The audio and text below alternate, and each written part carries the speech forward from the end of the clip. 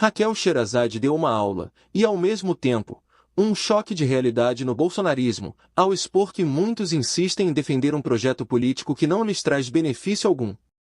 Sem consciência de classe, acabam acreditando que dificuldades como baixos salários, desemprego e perda de direitos são apenas consequência de escolhas individuais, se deixando levar por discursos vazios e sem nexo.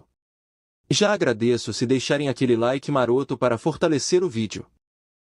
O termo pobre de direita está na moda. Seria uma definição popular para um fenômeno que é bem complexo, que é a ausência da consciência de classe. Consciência de classe é a capacidade do sujeito identificar que lugar ele ocupa na sociedade. Quem são as pessoas que possuem a mesma posição econômica dele? Quem são aqueles que compartilham com ele dos mesmos interesses, dos mesmos conflitos e dos mesmos objetivos? Um outro termo para definir a pessoa sem consciência de classe, vulgarmente conhecida como pobre de direita, é a alienação. Alienar vem do latim e quer dizer afastar-se ou afastar alguém. Portanto, a pessoa alienada é aquela que se afastou ou foi afastada do conhecimento. E quem ignora a classe social a que pertence não possui consciência de classe. Mas qual o mal de não ter consciência de classe ou ser socialmente alienado? Quem não tem consciência de classe não sabe que as dificuldades que enfrenta, como desemprego, subemprego,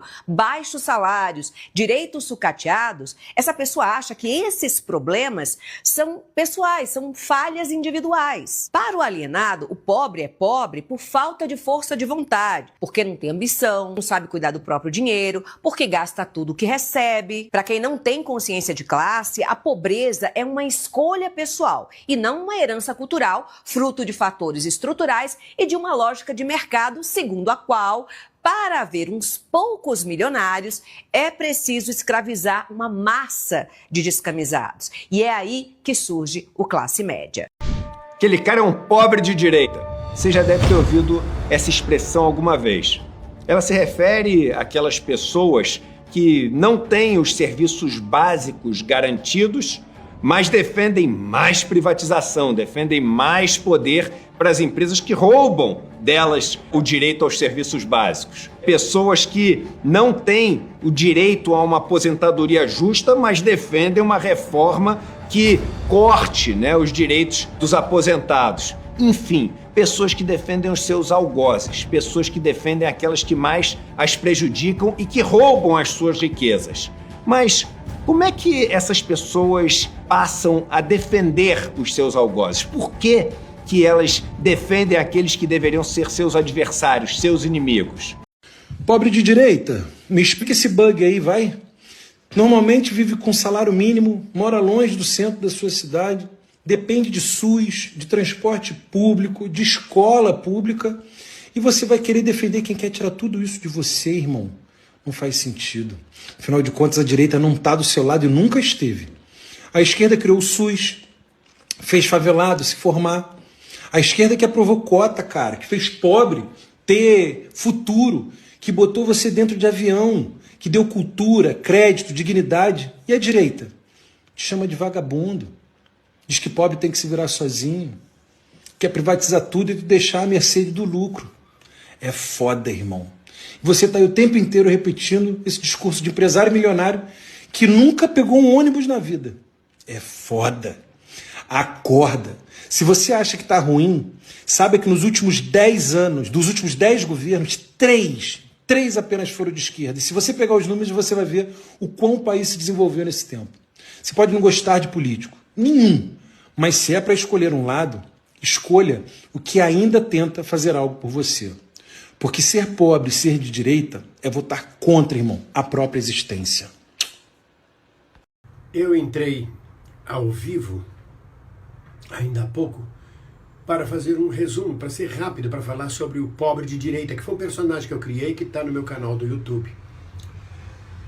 E acabei me estendendo por 2 horas de conversação, porque a necessidade e a carência das pessoas de ter resposta para as questões políticas que estão sendo colocadas hoje é tão grande, que me assoberbaram, me tomaram, me entusiasmaram, e eu falei, você pode ver no vídeo abaixo, durante 1 hora e 48 minutos.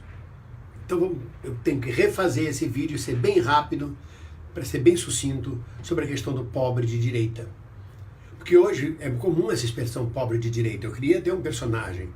E por incrível que pareça, teve um cidadão que escreveu para mim, depois de ler, dizendo: eu não sou pobre. Eu sou formado pela escola técnica, sou técnico especializado, tenho um bom salário, não sou pobre. É pobre, sim, é pobre. Todo mundo que é assalariado é pobre. Pode ser um mais rico, assim, melhor financeiramente do que o outro. Mas não é rico, é pobre. Se parar de trabalhar, deixa de ganhar um salário e um mês está na miséria. Não tem como pagar a casa, não tem como botar comida dentro de casa. Tem de viver da caridade alheia. Isso é ser pobre. Mesmo que ganhe 40 mil como um artista, 50 mil, 60 mil, 100 mil, ou que ganhe 800 reais ou R$1.000 como empregada doméstica. São todos trabalhadores assalariados e pobres. Rico é quem pode viver sem trabalhar. Então hoje o que eu vejo muito no Brasil é as pessoas dizerem assim: povo acovardado, por que os pobres que foram tão beneficiados pelos governos do Lula e da Dilma se voltam contra o Lula e a Dilma, não votaram na esquerda, não votaram nos candidatos populares?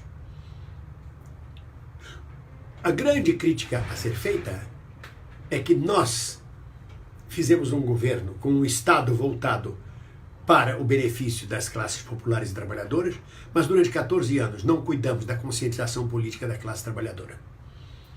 Então tudo que ela ganhou de benefício, FIES, ProUni, Minha Casa Minha Vida, Farmácia Popular, SUS, o trabalhador acha que foi mérito dele.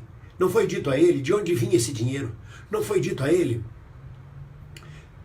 qual era o projeto e plano de governo quando se fazia esses planos que melhoravam a vida dele. Então ele acha que ele tem uma televisão LED, que ele tem uma geladeira, que ele tem um carro sem IPI, que foi mérito dele, foi vitória dele. E aí ele entra na meritocracia, que é a base do capitalismo.